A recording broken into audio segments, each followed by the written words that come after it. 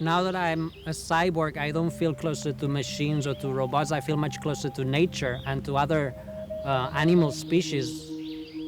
Many people believe that becoming technology will separate us from nature. To me, it's quite the opposite.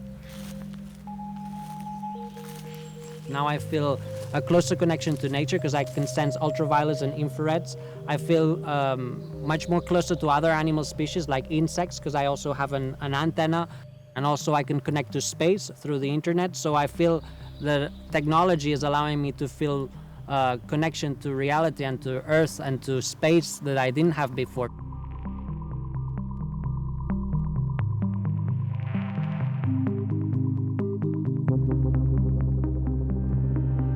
The goal in the very long term is to be 100% artificial and leave the planet, right? We're number one, we're past the load-bearing capacity of our planet, and we could design ourselves in a much more efficient and less impactful way and go and travel the stars and see everything there is to see.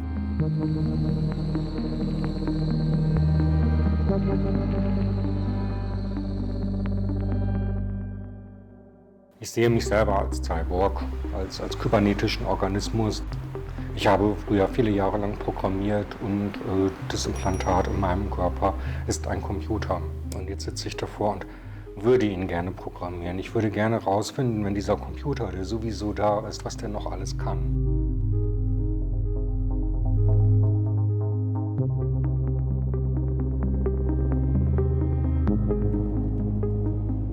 Ever since humans invented computer chips, we have dreamt of plugging them into us or plugging us into them. Currently, electronic devices are implanted to treat medical conditions. But one day technology will do more than just bringing us back to normal. It will enhance us, giving us more strength, new senses, and maybe even more intelligence, turning us into cyborgs. Around the world, adventurous pioneers are already experimenting on themselves. Scientists are more cautious, but some of them too dream of augmenting the capabilities of the human body. I think in 100 years, we would not even recognize the body.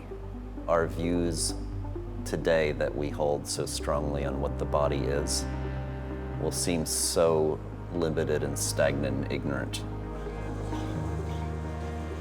By incorporating, again, the robotics technology to our body, we humans will be much more capable for the future, and which is a step difference from us being right now. So we call that human 2.0. I think that our technology begins to seamlessly enter us, and we begin to seamlessly enter our technology base. I think that the fusion of the man-made and the synthetic and the organic is the future.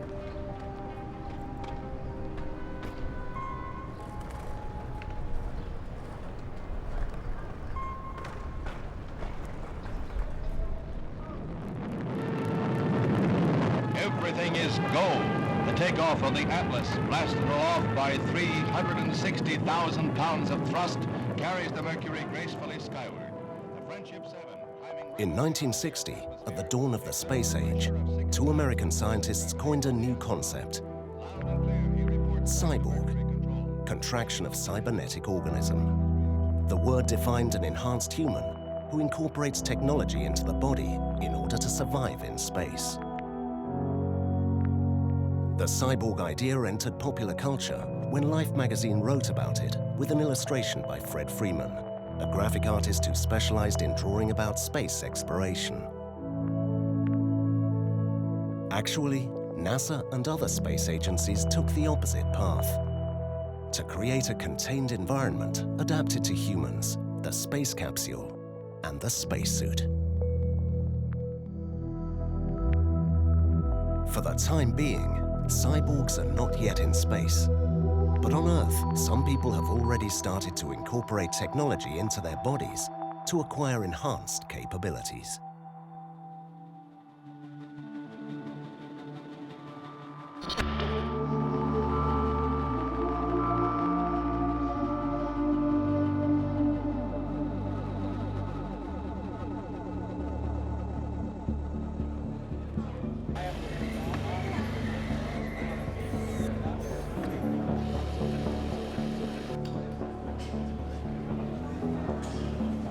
This arm feels like more my own arm I had before when I had the real arm.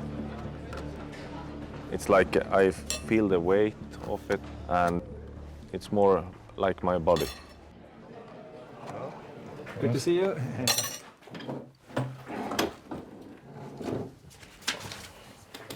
Can I see your badge, please? What's the reason that you have been amputated? It's a tumor. Okay. From the beginning. I would like to see your loop.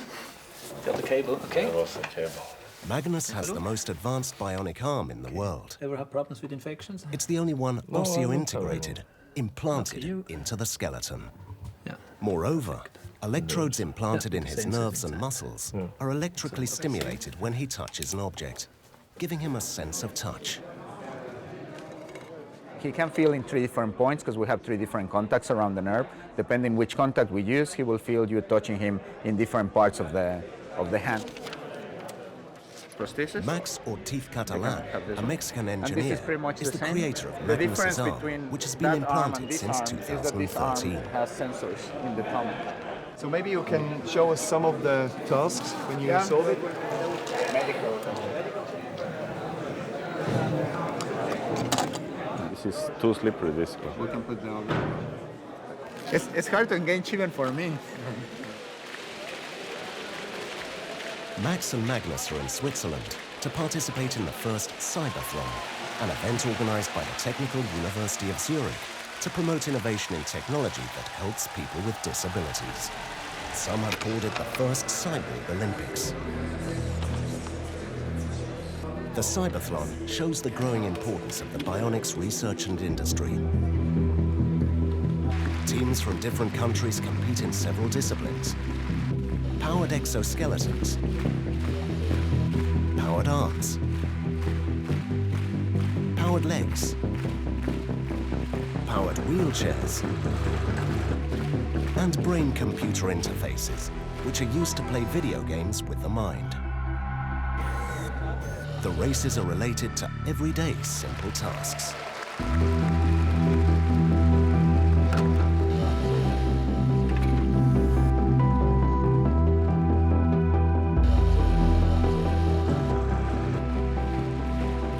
All these devices are designed to give back to the users some physical capabilities they have lost. But there are already scientists who envision using technology to go beyond restoration and enhance the human being. Because of the future of bionics, human-machine interaction, the design world merging with our physiologies, I can't imagine taking bionics out of the equation. And I mean, the future of sport would just be so boring. I mean, so you shave yet another fraction of a second off, or some race, or. Many bionic arms allow to rotate the wrist 360 degrees. This full rotation may not seem like much, but that's exactly how technology is crossing the boundary from restoration into augmentation. The prostheses we have, they're very strong. You know, when you are in the lab and you're testing in the beginning, you'll never put your hand there because something goes wrong. They can crush your hand. I think human enhancement will be possible, but at this point, you know, still fighting to remove disabilities.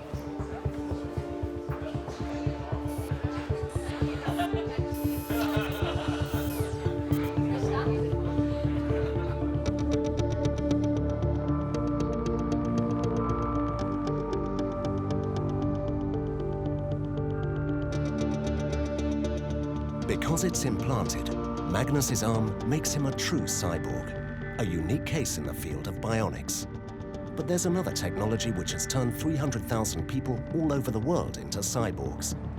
Cochlear implants that allow deaf people to hear again. Enno Park is a computer programmer who lives in Berlin. He lost his hearing when he was 20 years old. Now his 2 cochlear implants allow him to perceive sounds again.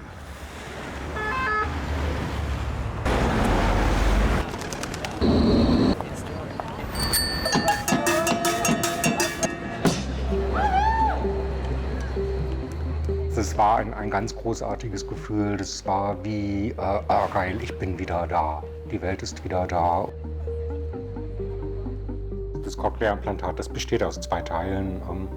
Das eine ist unsichtbar von außen, weil das komplett in meinem Körper verschwindet. Und das andere trage ich so wie ein Hörgerät hinterm Ohr. Nur, dass diese Spule eben an meinem Hinterkopf haftet. Das tut sie magnetisch. Unter der Haut ist das Gegenstück ein Empfänger, der nimmt ein Signal auf, stimuliert den Hörnerv auf elektrische Weise. Und das erzeugt in meinem Gehirn die gleichen Muster.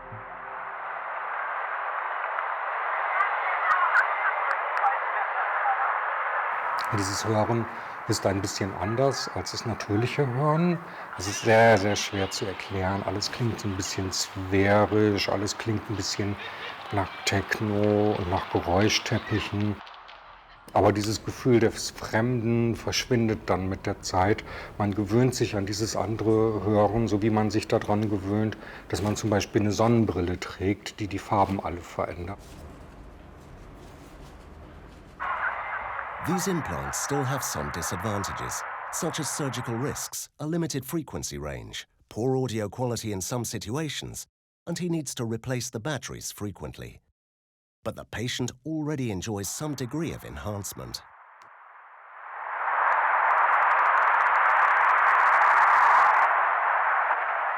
Die absoluten Lieblingsfeatures, die das Cochlea-Implantat hat, klingt vielleicht auf den ersten Blick albern, ist aber, ich kann es abschalten.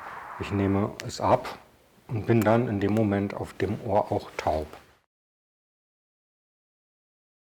Da bin ich dann auch tatsächlich ein Kandidat für die preiswerte Wohnung an der lauten Eisenbahn.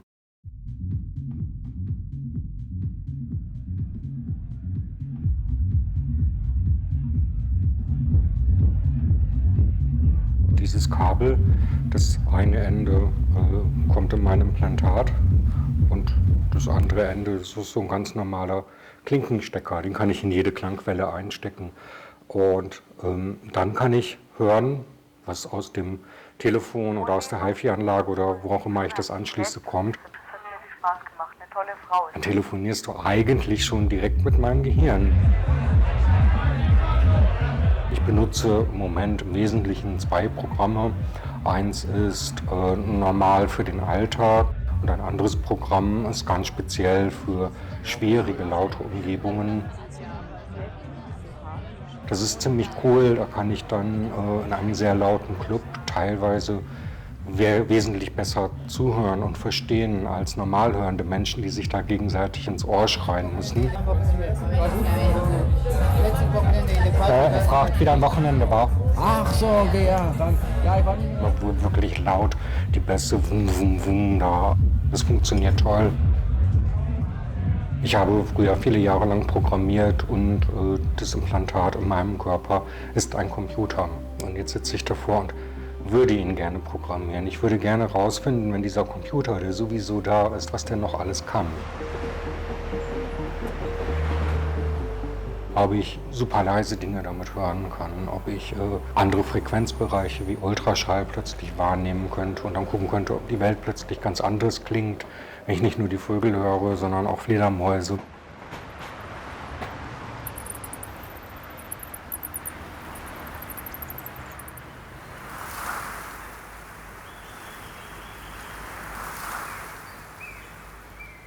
If you compare humans with other animal species, you can see that humans have a very low perception of reality. The antenna now allows me to perceive a layer that goes beyond sight. So it allows me, for example, to perceive ultraviolet. So if I go here, if I see a bee on a flower and I perceive that there's ultraviolet there, then I know that the bee is there because of ultraviolet.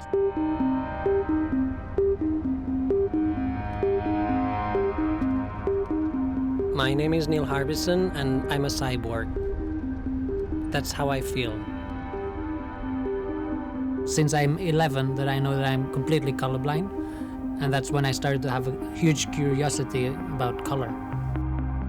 Even if you don't see color, you can't ignore that color exists, so I wanted to have a sense of color, not because I thought that seeing in black and white was negative, but because I felt that everyone was using colors and everyone was talking about colors, so I felt this social aspect of life that I wasn't able to sense.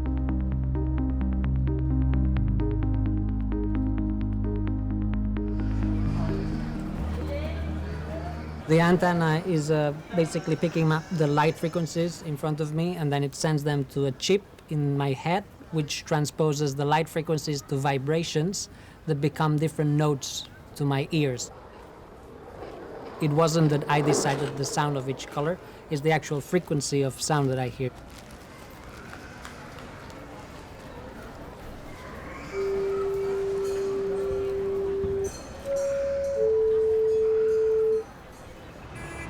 When I walk in the street, I find music everywhere. Yellow post boxes are G, trees are A, some buildings might sound C major, others might sound A flat. Also, when I hear sounds, I can relate the sound to a color or an object. Most telephone lines sound green. Some people say that we are black and white, but it's not true. We are all different shades of orange.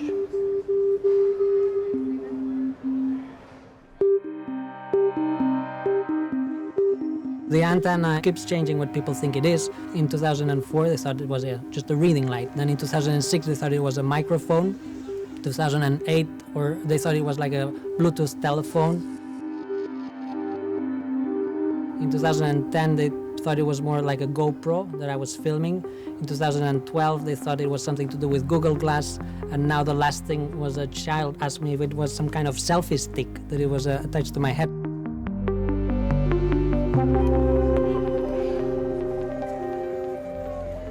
The antenna create a lot of interaction with strangers. I talk to strangers every single day of my life, and I have to explain what it is. So infrareds allow me to know if there's movement detectors in shops or banks, so I can tell if the alarms are on or off.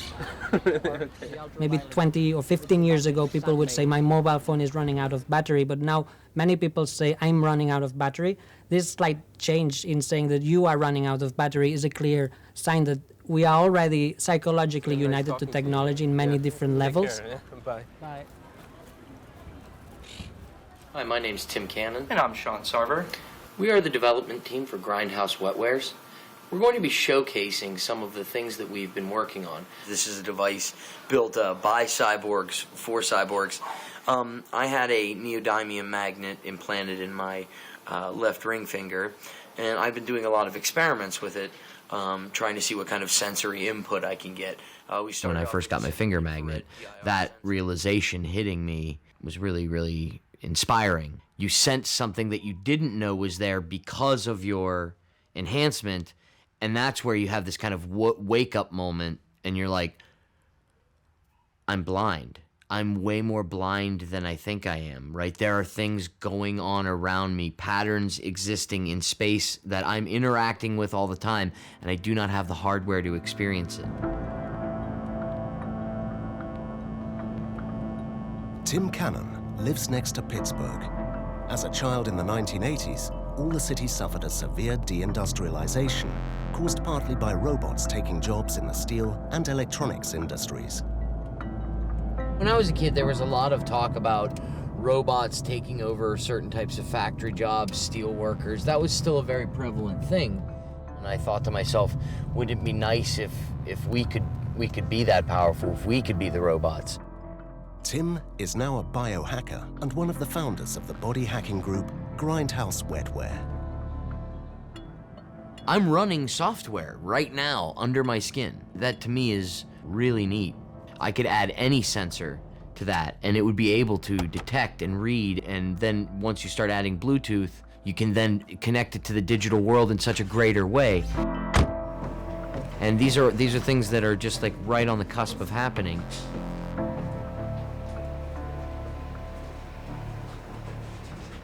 So yeah, I have my North Star implant right here, which is just a simple light, and I have an XNT here. This has the coordinates to, I think, my house currently stored on it, so I can just sweep my phone over it and it'll open up to a map of my house. I have a magnet in this finger. It allows me to feel electromagnetic fields and this sort of thing. Actually, also have a magnet in my tragus that can be bombarded with like tones and sound, and that's pretty interesting. You can like hear music through it if you if you put it up there and stuff. I had my circadia implant was inserted here and sat here. Hey everybody, my name is Tim Cannon. I just became the first man to implant a device in my body that was solely for the purpose of enhancing myself. So here we go. A few years ago, Tim had the circadia implanted. This biomedical device sent his body temperature to the internet via Bluetooth. Its code was open source, and Tim designed it so that the user would have full control over how the data was collected and used. The circadia was a proof of concept prototype. Tim had it removed after 3 months, once it had been deemed a success. The simple proof that this can be done should be earth-shattering, but everybody's just like, look at how big that is. Okay. I see you get it, you know, right? So. Time for everybody at home. We actually learned a lot from it, and we also learned that we should just make it smaller, right? Just smaller's good. There's that 4 megahertz. Lexi and everyone else kind of just went out. Chip is AT44, is that right? Yep. These are 44s.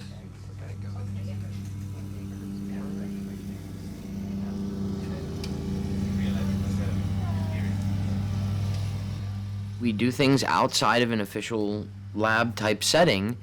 You know, our heroes are people like William Gibson and this sort of this particular cyberpunk aesthetic of the future, Blade Runner and this sort of thing.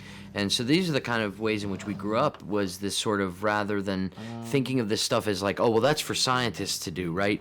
There were images of this being done in like back alleys and basements and friends doing it to one another because it was just so accessible, right? And that's the future that we're interested in seeing. Programmer not responding. Is this our pocket programmer? Yeah. And this doesn't work? Yeah, no. We don't have any pocket programmers that work anymore. Yeah. This is exactly what happened with the PC revolution, right? Once the PC became accessible, that's when you had this like explosion of innovation. And that's what we'd like to see in biohacking, is this explosion of innovation that takes place outside of formal settings and just really unleashing the creativity of the human mind.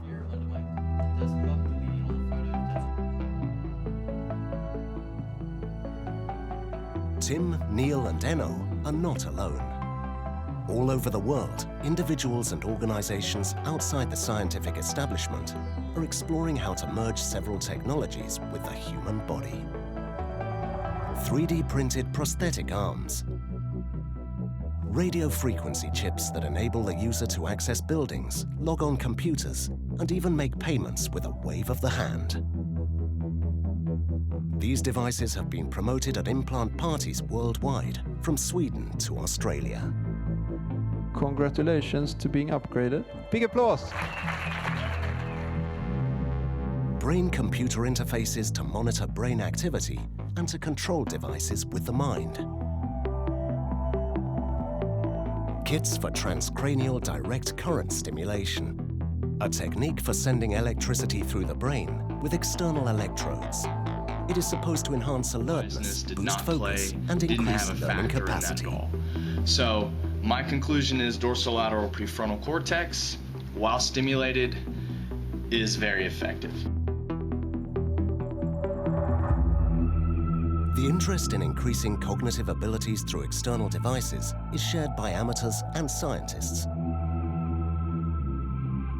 But there's a frontier that can only be crossed in labs and hospitals, going inside the brain.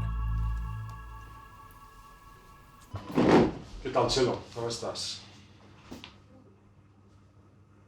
Pots parlar una miqueta ara? Et costa molt. Pots dir hola? Parkinson's disease is a progressive neurological disorder that affects the central nervous system. Symptoms include tremors, rigidity, stiffness, walking problems, and in some cases, even the inability to speak.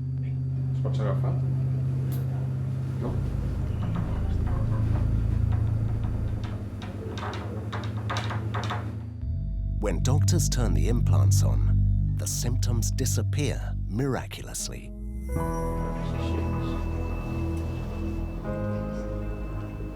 Així, pots fer-ho?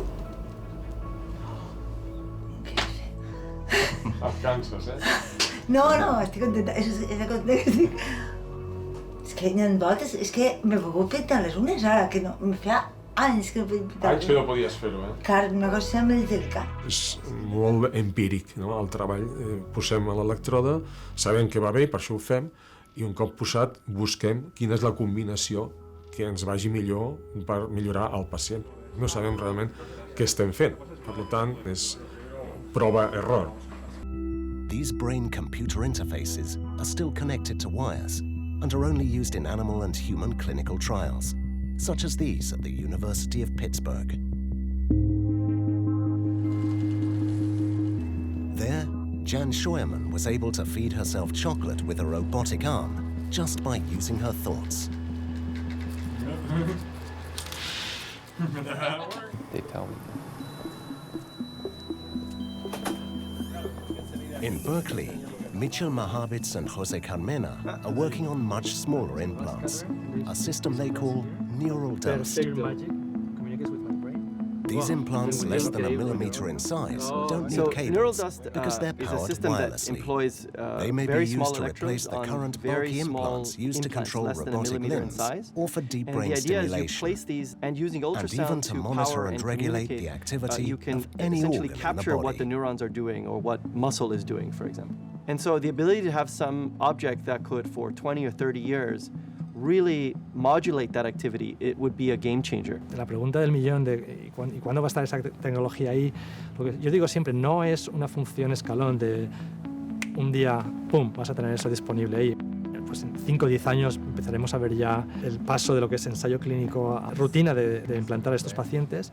A partir de ahí lo que será es mejoras, como ocurrió con el implante coclear.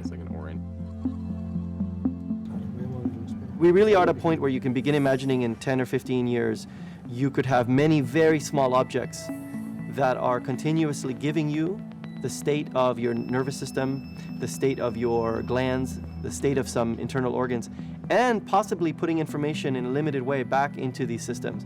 And that, I think that is really the frontier of the next 40 years. But today, the brain is still quite a mystery. If scientists one day should succeed at mapping the brain in all its complexity, the possibility of human enhancement will become much more real. In theory, we will be able to design ourselves with practically no limitation. Can our brain, adapt to that, and then, a fifth and a sixth limbs? Can we really control them? Is there any room in our brain to, create the extra limbs? That's a challenge. But our recent research, reveals that yes, human is capable. Experiments in animals have also shown that brain implants could restore and enhance our senses, or even create new ones. You can have radar, infrared. These are solved problems, in my opinion. We know how to do that. Telepathy, sure, why not? I don't think these things are beyond our reach. It might be a weird experience, and what is a little bit unpredictable is, of course, how much, let's say, damage you would have in other modalities, but I think it will be less than we think it is. Paul Verschoor from the Pompeu Fabra University in Barcelona is working on a brain chip for Alzheimer's patients that could be used as a backup for memories. There might be possibilities to actually read states from the brain as they are stored in memory and sort of copy them in an external device. So that when the brain side of that memory is deteriorating, you have, let's say, a backup. It's a little bit of a science fiction scenario, but can I envision that this is approachable? Yes.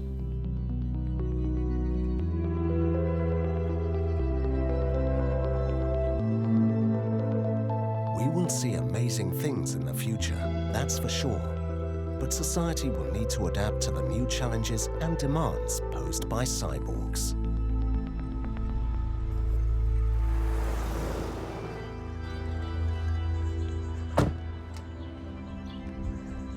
The members of Grindhouse Wetware are already facing problems society is not ready for.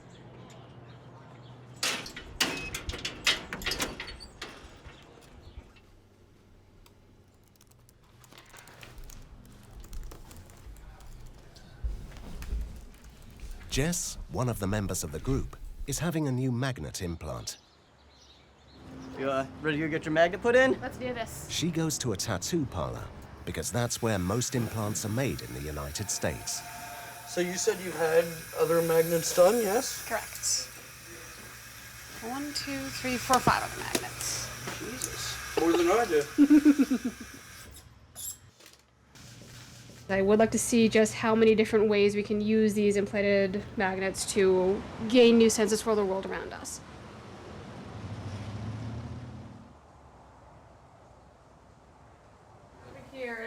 Grindhouse members hold periodic online meetings with biohackers from other parts of the world to share their projects and ideas. 1 megahertz and an internal. Should we bring up what Ryan mentioned yesterday? Yeah, Ryan said he was contacted, or he contacted a plastic surgeon who was interested in working with us and interested in helping. Helping with like FDA approval and like everything that we're having problems with. This is excellent news. I'm not worried about FDA approval. I'm worried about being classified as a medical device. You know, at some level of authority, people just go to the underground. If you're willing to be reasonable, we'd accept regulation. If you're not, we're totally not going to be regulated, and we don't care if you put laws in place. Yeah, good luck. You know what I mean? Like, you're dealing with some very smart people who hate authority, right? You know what I mean?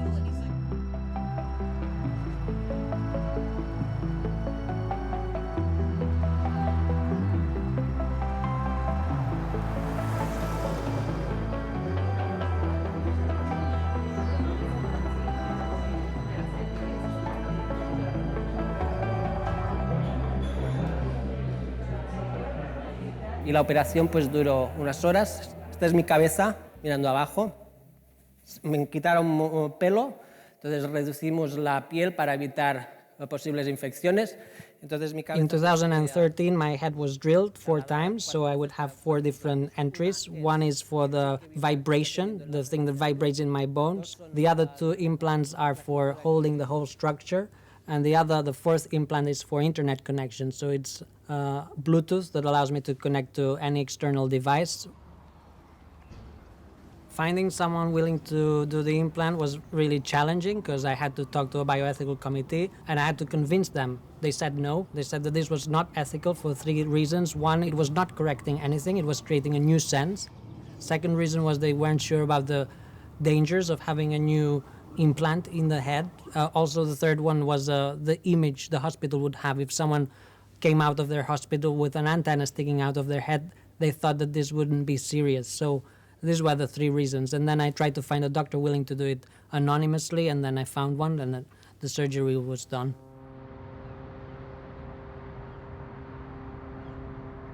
For the cyborgs among us, every day brings a new brush with social rules that are not adapted to their needs. Neil is often denied access to cinemas because the managers fear he will somehow record the film with his antenna. Sometimes, though, meaningful victories are achieved. In 2004, Neil had an argument with the British Passport Office about his ID picture. I kept insisting that this should not be treated as a device, but as a body part. And then after some months, they accepted the explanation and they allowed me to appear in the passport with the antenna.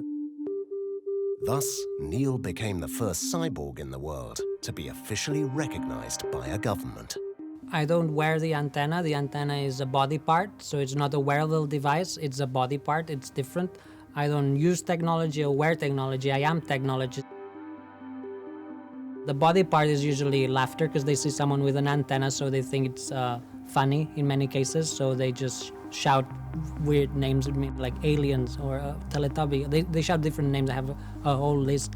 Some other people take it very seriously and they get offended because they think I'm doing something illegal. They think this is against God, that it's against humanity, that it's immoral, and they think I should be killed.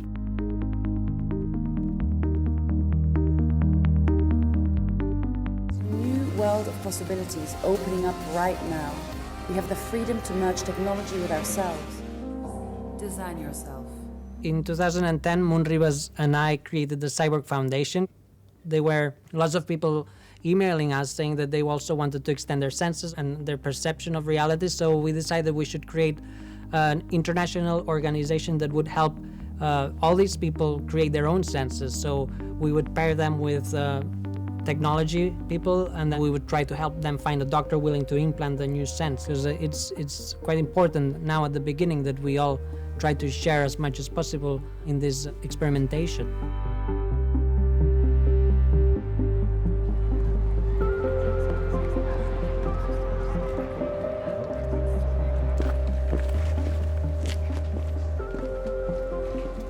In Berlin, Enno Park has also founded a cyborg organization, Cyborgs EV, to promote cyborg rights and to do political lobbying. In these sessions, they discuss cyborg culture and the latest technological developments. Nämlich die Frage, gibt es ein Limit der Implantationsmenge? Das ist natürlich etwas, was wir im Moment nicht erreichen, wenn wir ganz einfach hier so einen komischen Chip, meiner heilt gerade und juckt deswegen immer noch tierisch. Das ist keine irgendwie halb Science-Fiction-Transhumanismus-Seite oder so, sondern das ist Branchennews für Mediziner und Medizintechnik. Und die haben einen Prototyp eines Herzschrittmachers gebaut, bei dem eine kleine Turbine in eine Vene eingesetzt wird, wo ein kleiner Propeller drin ist, der daraus Energie gewinnt aus dem Blutkreislauf und damit den Herzschrittmacher mit Energie versorgt. Dieser Gedanke, sich selbst antreibendes Gerät, ist sehr faszinierend. Großartig.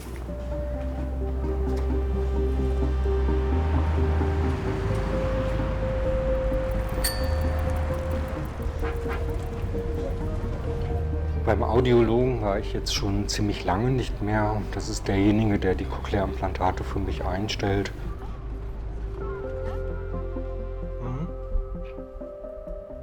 Die Lautstärke ist okay, oder? Die klingt normal. Die klingt normal. Okay. Ich sage, das und das klang gut, das und das könnte man verbessern, und dann versucht er in vielen Detailparametern bessere Einstellungen zu finden.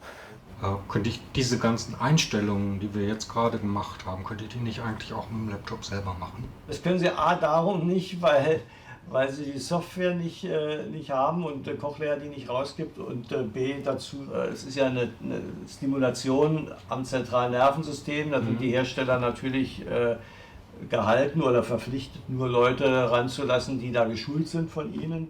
Das ist jetzt er freut sich ja sogar, dass ich mich so dafür interessiere, aber er darf es mir nicht geben, er darf mir nicht helfen, würde er sich wahrscheinlich doch ziemlich viel Ärger bekommen und muss mich dann vertrösten und muss es halt für mich machen.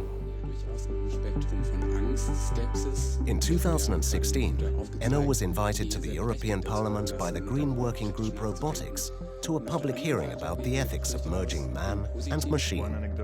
There he argued that he should have the right to manipulate the implant. Das heißt, in mir läuft Code, den andere Menschen mal programmiert haben. Das ist eine spannende Frage. Wer hat eigentlich diesen Code programmiert? Was damit bezweckt? Kann ich diesen Code eigentlich beeinflussen? Klingt jetzt nicht besonders dramatisch, wenn man von so einem Cochlea-Implantat ausgeht, das in erster Linie dazu da ist. And these wearables, and I think that's kind of something. Teilweise dann meine Nachfolger hier oben auf dem Podium. Dankeschön. The European Commission, through the NERI project, is trying to answer some of these questions, taking human enhancement for granted. NERI organizes events all around Europe to establish a dialogue between potential users, scientists, and legislators. They discuss the ethical and social implications of these technologies. Some of these events take place in high schools, such as this one in Denmark. Internet already offers devices for enhancement, such as this external brain stimulator that claims to boost mental capacities. But it's available and it's completely unregulated. Everybody can buy it. A group of students verifies on a pig head the capacity of these brain stimulators to induce electrical current inside the skull. Another group uses a parabolic microphone to imagine what a super hearing sense could do, and they reflect on the positive and negative effects that it would have on their social interactions. The last experiment is about a supervision sense.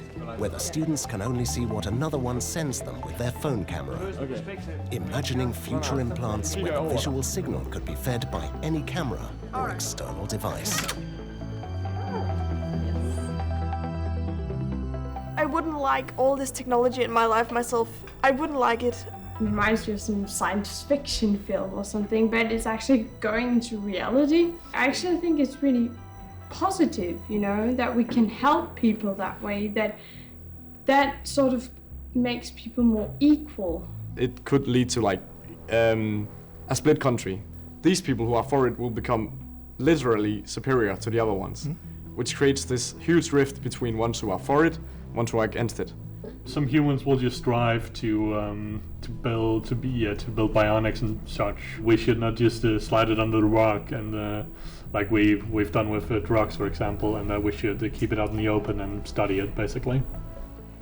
So then 100 years from now, will we have, let's say, biohackers, as you already see them in many science fiction movies, where people will find refuge for, let's say, augmenting their body in some way? Will it happen? Yes, all these things will happen, but we need regulation because humans are uncontrollable, greedy. So yeah, perhaps we will see a synergy where we will be more and more robotic, but we will also still be humans, perhaps. Les dirigeants politiques sont très en retard. Ils ne sont pas plongés dans le futur. En France comme ailleurs, les dirigeants politiques raisonnent à 15 jours, la Chine raisonne à 50 ans, et la Silicon Valley réfléchit à 1000 ans. In the mecca of technology, a movement called transhumanism has taken to the extreme the idea that technology can solve all of humanity's problems, capturing the imagination of the leading Silicon Valley entrepreneurs.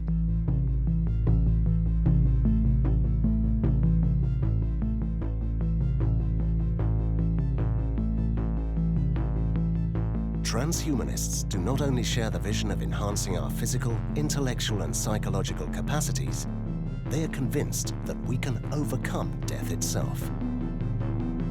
In their unbridled technological optimism, they see this as happening in just a couple of decades, although most scientists disagree with such expectations. Nevertheless, the largest corporations in Silicon Valley have embraced the transhumanists' ideas, and they are already investing millions in life extension research. Zoltan Istvan is the first transhumanist to step into the political arena. He founded the Transhumanist Party and ran as a candidate in the last US presidential elections. There should be rights for futurist people that want to do things to their body with technology, and also maybe for future beings like artificial intelligence or robots that might have consciousness someday. I'm a presidential candidate. I'm controversial as it is. I speak about transhumanism.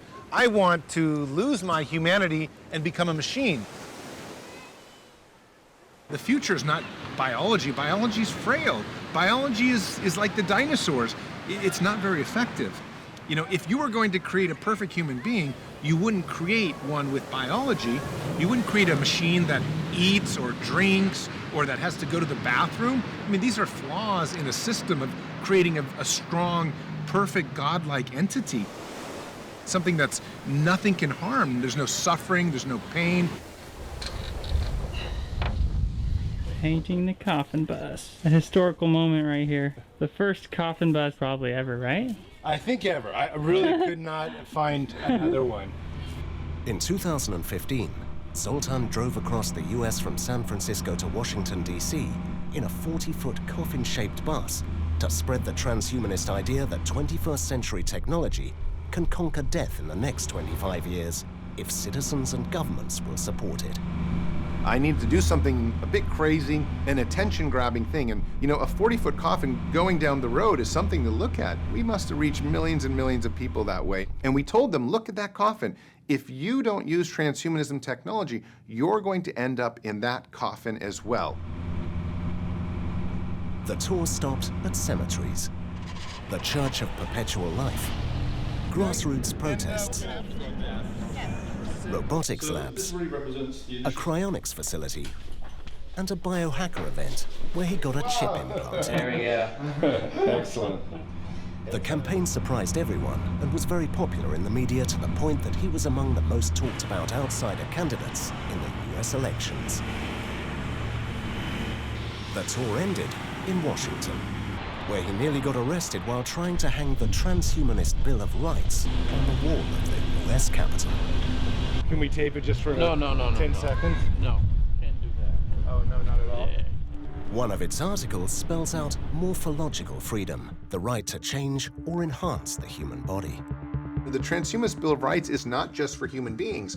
It's for the kinds of beings that we're going to create here in the next 20, 30, and 40 years. As a presidential candidate, I would insist that people have the choice to enhance or to not enhance. But in this day and age, to not be accepting of technology means to take a step back in your career or even your ability to provide a livelihood for yourself and your family. So you're going to need to take the upgrades. You're going to need to take it because it's the only way to stay ahead in society. Please join me in welcoming Zoltan and his band to the stage. Zoltan admitted having no chance of winning the elections. His aim was rather to bring transhumanism to the political mainstream. This is the future that you're looking at 10, 15 years. He had no financial support from Silicon Valley corporations, who funded nearly all of his campaign expenses on his own. Aujourd'hui, les partis politiques qui se réclament des transhumanistes sont tout à fait marginaux. Et les membres sont un peu des ozos, un peu bizarres.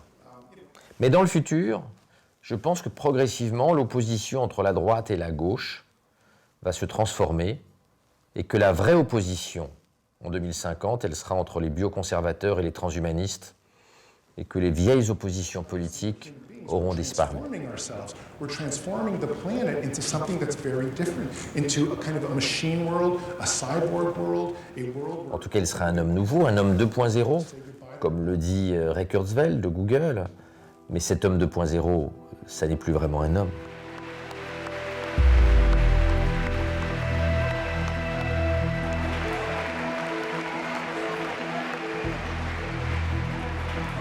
In the Cyberthrone, Magnus has classified for the Power Arms final race, which is about to take place. Good luck to you. Yeah, good luck to you.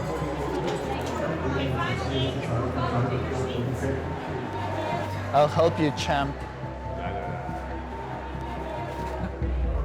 When I look the Iron Man movie, I would like to build one of those suits, just because it's cool and it's a technological challenge. We will try to do it just because we can. So that's what's going to happen. Even if there's no need, we'll try to do it because it's engineeringly, interesting and scientifically very interesting, of course.